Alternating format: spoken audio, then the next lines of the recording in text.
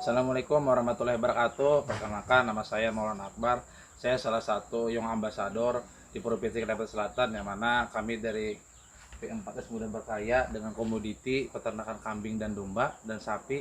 Kami harap dengan adanya pelatihan sejuta tadi ini bisa memudahkan para kaum milenial khususnya untuk mendapatkan program KUR lebih mudah dan lebih praktis. Yang mana kita tahu kondisi saat ini pasca wabah ini kita mendapat banyak kendala untuk pengembangan di sektor peternakan. Mungkin teman saya bisa menambahkan. Ya, nama saya Basuki Rahmat, ya sebagai petani milenial klaster. Jadi kami untuk mengembangkan pembibitan antara daging dan sapi, domba dan sapi untuk Kalimantan Selatan dan untuk kedepannya untuk membimbing kaum milenial. Ya, terima kasih. Audio Jungle. Audio Jungle.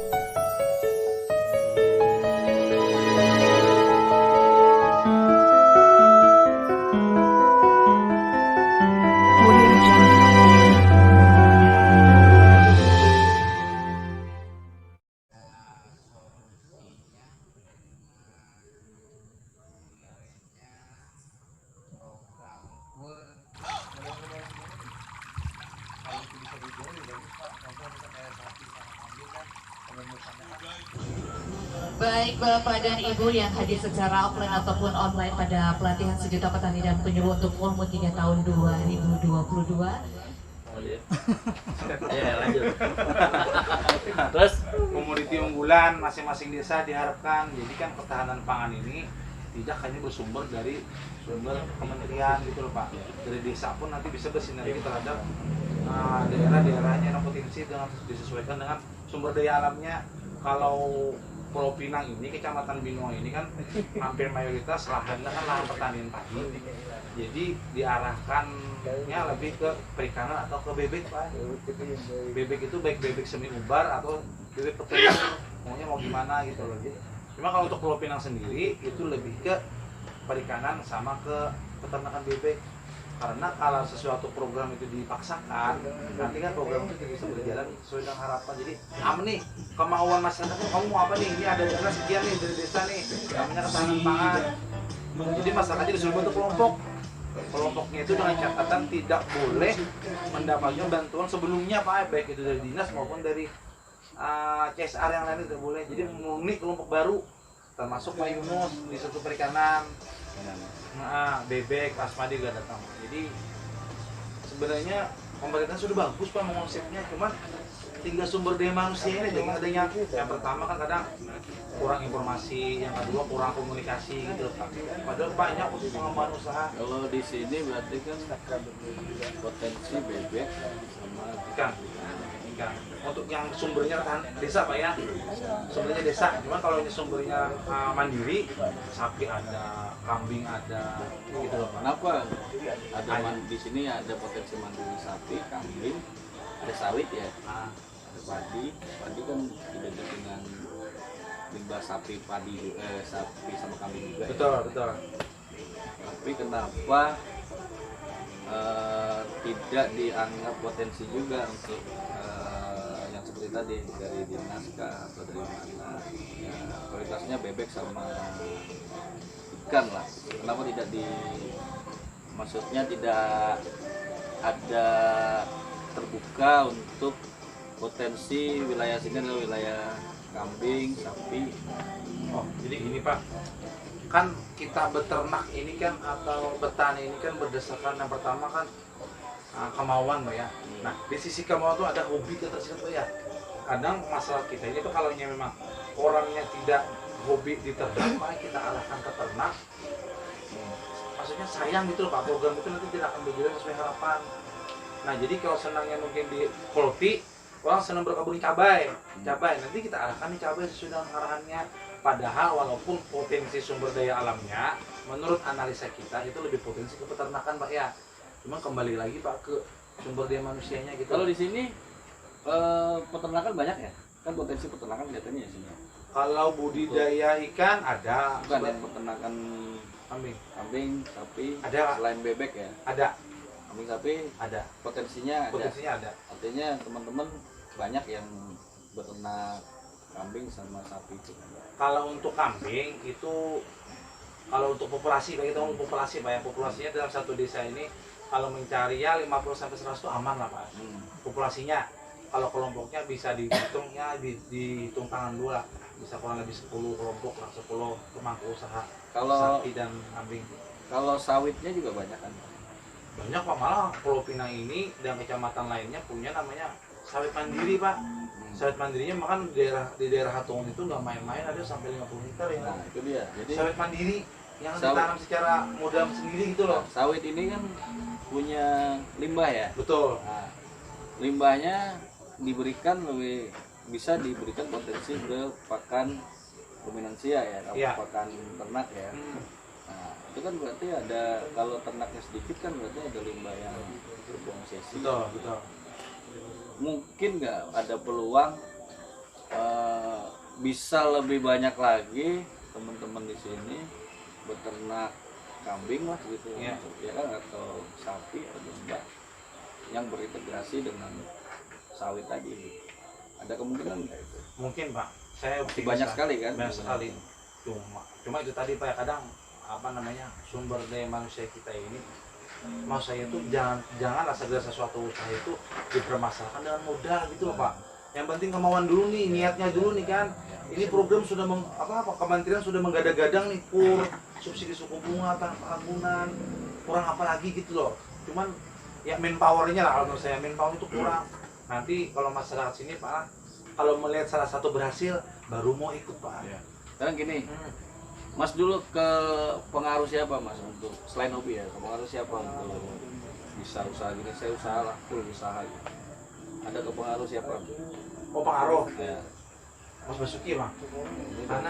Karena saya awal mula beternak kambing itu saya kan basicnya kan bukan pertanian, Pak, ya, atau karena basicnya kan dia kerjanya kan di Kelamba, warga Ketama, jadi dunia pertanian itu kadang saya nggak begitu mengetahui dunia peternakan. Atas dasar sering main ke kandang, komunikasi, silaturahmi, nah itu muncul sendiri gitu loh, Pak. Autodidak kan kalau gitu ya, autodidak. Nah itu nanti dibarengi dengan browsing gitu, benar nggak nih informasinya nih, gitu. Dan di sisi lain saya melihat peluang pasarnya, Pak, karena di Tapin ini, Pak, ya, setiap Idul Adha, setiap Akikoh itu, Pak, orang rata-rata mencari kambing itu kalau nggak ke Martapura, kandangan. Jadi kan ini zonanya terlewati gitu lah untuk zona-zona. Jadi itulah yang membuat saya untuk berkecimpung di kambing ini daripada ke sapinya. Karena kan dengan sekarang sudah kecimpung, terus tahu ada zona-zona itu, ya kan? Atau mungkin kalau bahasa dari klaster-klaster, berarti kan sudah ada perhitungan. Wah, ini ada pasar, ada peluang pasar, ada kuota pasar yang belum mencukupi, Betul. ya kan? Dan harus tercukupi gitu.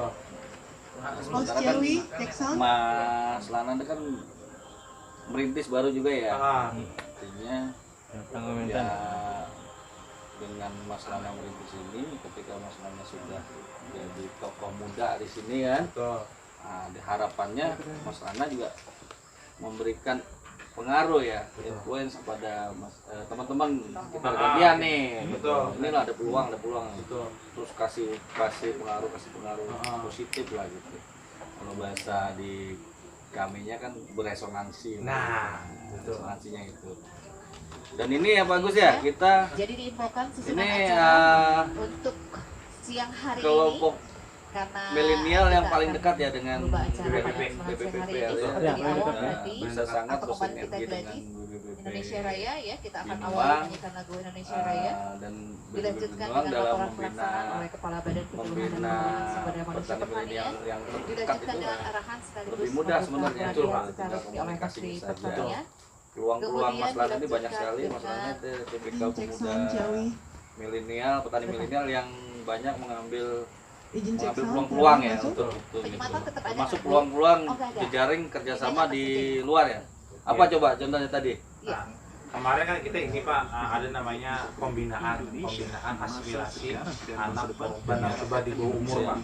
Nah sekarang ini Pak, pemerintah itu lebih melihat potensi sumber daya manusia yang sifatnya di luar daripada tanda kutip kasus kriminal gitu Pak. Nah, mereka kan juga potensi Pak, mereka juga putra kebanggaan juga, cuma mereka cuma salah lingkungan. Nah maka dari itu kemarin saya berinisiatif, kita sudah simpan MOU-nya Pak. Dalam waktu dekat ini kita akan tanda MOU dengan Bapak Samuntai, yang mana nantinya di MOU itu setiap 1 bulan itu 10 orang anak magang akan dibina oleh BHS Kerja Berkarya. Itu nanti akan kita bekali mereka sebelum pas ke dunia luar. Baik, kita akan terhubung bersama ruang AWR Kementerian Pertanian. Kita akan cek sound bagaimana suara supaya kami mereka nanti dari punya Ciawi bekal Pak terdengar jelas untuk di menghadapi dunia Jakarta. luar. Mohon Baik Mas, info. ini mungkin di sela-sela Kita akan coba kita cek sound menunggu bersama ruang AWR. Baik, Pak Menteri ini sudah Ya, tampak untuk di sapa. layar. Bagaimana suara kami dan terdengar bisa dengan pada Pak jelas? Menteri ini sebentar lagi kan Pak Menteri sudah Oke. orang kalau mentan. Baik, Bapak dan Ibu, kita akan mulai saja acara pembukaan pada kesempatan siang hari. Jiwanya bangunlah badannya untuk Indonesia Raya. Indonesia Raya merdeka, merdeka, tanahku, negeriku yang kucinta. Indonesia Raya merdeka, merdeka, hiduplah Indonesia Raya. Indonesia Raya merdeka, merdeka, tanahku, negeriku yang kucinta. Indonesia Raya merdeka, merdeka, hiduplah Indonesia Raya. Baik, yang kami hormati Menteri Pertanian Republik Indonesia yang saat ini sudah hadir di tengah-tengah kita dan hadir di ruang AWR Kementerian Pertanian. Pada yang terhormat Profesor Dr. Haji Sahrul Yassin Limpo, SH, MSI, MH, terima kasih untuk waktunya dan hadir di tengah-tengah kita semuanya. Yang kami hormati Sekretaris Jenderal Kementerian Pertanian, yang kami hormati staf khusus dan ahli Menteri Pertanian, para pejabat eselon 1 dan 2, para kepala UPT yang baik hadir secara offline di sini di PPMKB Ciawi, saat ini hadir secara online melalui live Zoom dimanapun Bapak Ibu berada di seluruh Indonesia, para narasumber yang hadir juga saat ini, baik dari Bank Mandiri, Bank BNI, Bank BRI, dan hadir juga dari Bank Sumatera Selatan. Kemudian terima kasih untuk kehadiran dari Ketua Umum Perhutani. Kemudian terima kasih untuk kehadiran dari Sekjen KPNA, Ketua Umum FKP4S, dan Ketua Umum Ikemaja dan seluruh insan pertanian yang tidak bisa saya sebutkan satu persatu di sini. Terima kasih untuk bisa hadir bergabung bersama kami. Kami haturkan dari PPMKB Ciawi, selamat datang di acara pelatihan sejuta petani dan penyuluh untuk volume 3 tahun 2022 dengan tema pemanfaatan kredit usaha rakyat untuk agribisnis pada hari ini Selasa tanggal 24 Mei 2022. Baik, Bapak Salam Ibu. sejahtera untuk kita semua. Bapak dan Ibu sekalian, baik yang fisikal maupun berada di virtual, mari kita sama-sama memohon hinaya, maghfirah dan keridhaan Allah agar apa yang menjadi cita-cita, harapan dan kebutuhan kita melalui acara ini kita dapatkan dan kita capai seperti apa yang menjadi kebutuhan yang ada bagi kita semua, bagi bangsa, negara, rakyat, bagi pertanian yang secara individual masing-masing, lebih khusus para petani milenial dan penyuluh yang ada di seluruh Indonesia. Secara resmi, saya Menteri Pertanian Republik Indonesia dengan ini menyatakan pelatihan sejuta petani dan penyuluh dalam rangka pemanfaatan KUR untuk agribisnis se-Indonesia. Hari ini dengan jumlah yang sangat besar, saya nyatakan dibuka secara resmi dengan ucapan Bismillahirrahmanirrahim. Dinas Provinsi Bali di P4S Muda Berkarya atau Bagus Pam Tapin Kalimantan Selatan ada di BPP Barebo Bone, kemudian P4S Laskar Pelani Enrekan Sulawesi Selatan. Salam warahmatullahi wabarakatuh. Kami dari P4S Muda Berkarya Kabupaten Tapin Kalimantan Selatan. Ya, Kalimantan Selatan Tapin, silakan P4S-nya. Binaan dari BPPP Binuang. Ya. Oh iya. Nama. Dari binaannya ya Pak ya? Ya. Nama Pak. Nama saya Maulana Akbar. Salah Ya, satu lanjut, Pak. petani milenial yang ada di Kabupaten Tapin, Pak. Ambasador. Dan yang ambasador. Pertanyaannya? Izin Pak, ini mau bertanya. Untuk program KUR yang sudah berjalan ini kan suku bunganya 6%. Kita tahu kan untuk di regulasi atau di pola pembayarannya itu masih tetap 1 bulan Pak. Nah sedangkan untuk di sektor peternakan, di holti itu kan ada perpasca panen mereka Pak. Untuk di pertanian kan minimal padi itu kan 100 hari. Sedangkan untuk di peternakan, khusus penggemukan itu kan 70 hari. Nah, untuk di perkebunan jagung itu kan 110 hari dan sampai dengan 120 hari. Itu kalau bisa Pak, atas dasar informasi dari teman-teman, untuk pola pembayaran di program KUR itu disesuaikan dengan Yarmen namanya Pak, bayar panen Pak. Agar bisa memudahkan. Pertanyaan yang kedua apa Pak? Pertanyaan yang kedua, ini Pak untuk izin Pak untuk bank-bank yang sudah berkomitmen di bidang KUR, contohnya bank-bank yang ada di daerah itu agar bisa melakukan sosialisasi ke petani-petani Pak, karena informasi dari teman-teman itu bank sebagian ada yang belum dapat informasi perihal KUR ini Pak. Jadi kurang bersinergi Pak antara program Kementan dengan bank-bank yang ada di daerah, itu miskomunikasi Pak. Jadi para petani itu ada kesulitan. Nah, sudah kami tangkap Pak. Angsuran.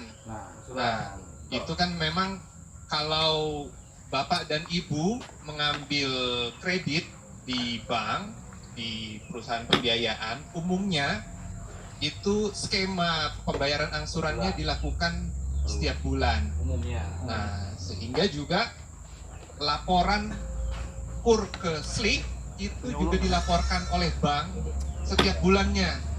Nah, tapi dari Bapak dan Ibu petani dengan siklus panen ya, tentunya ada yang mendapatkan hasil panen, hasil penjualan itu secara siklus juga, bukan setiap bulan. Betul kan ya Bapak Ibu ya?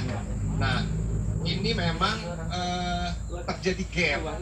Nah, inilah sebenarnya yang bisa Bapak dan Ibu petani konsultasikan kepada pihak bank.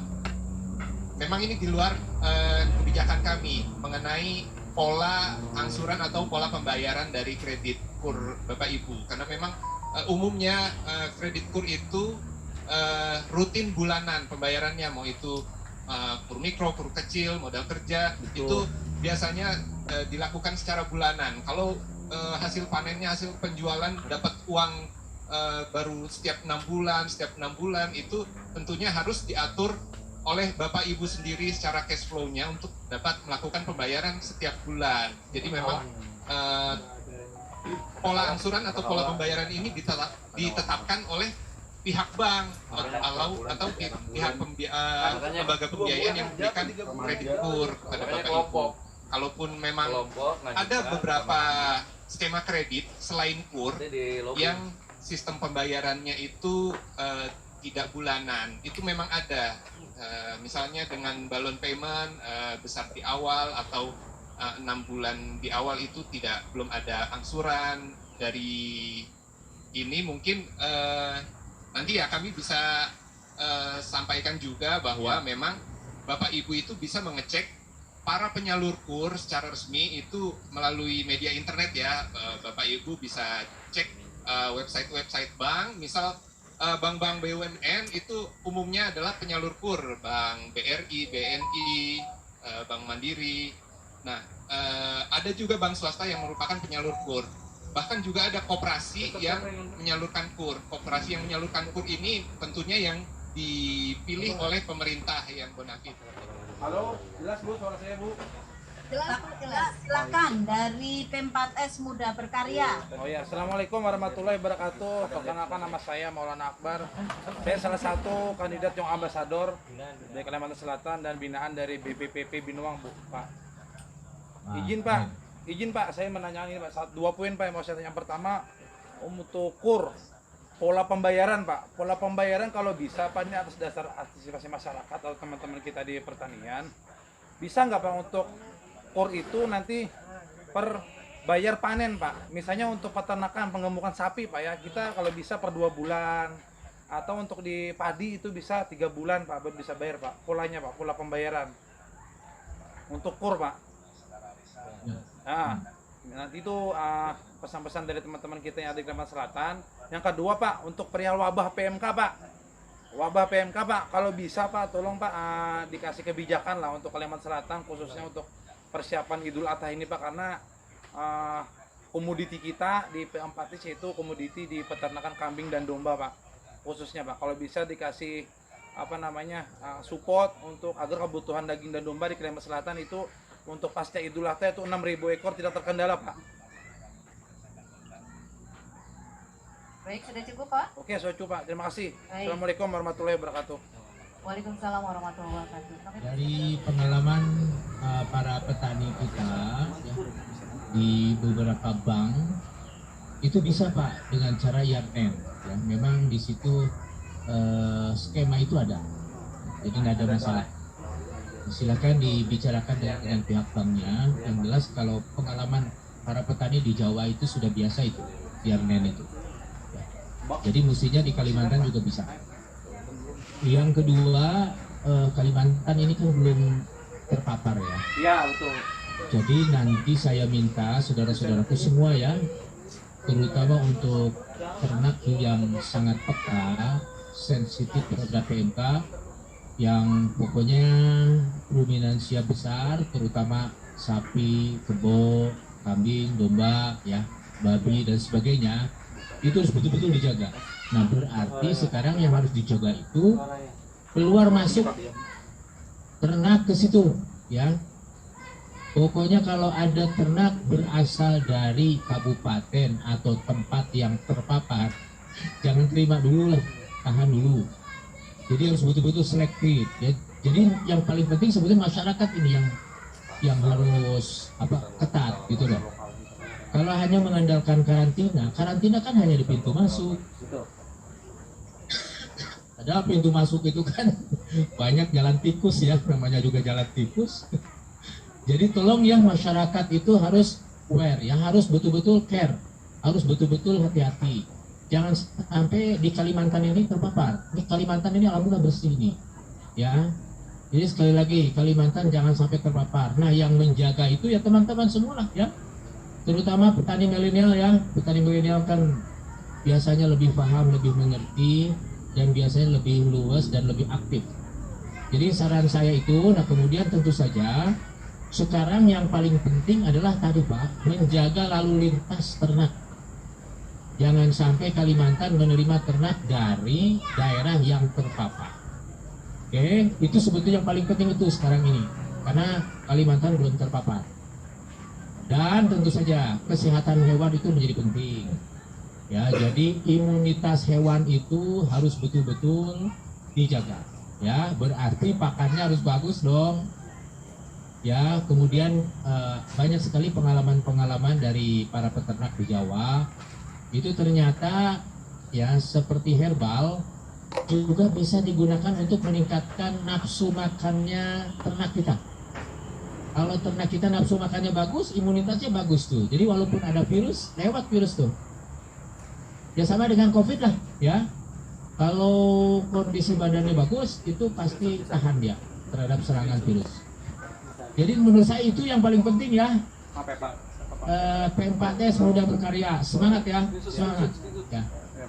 Ada lagi yang lain, silakan. Dari Lawang, Pak.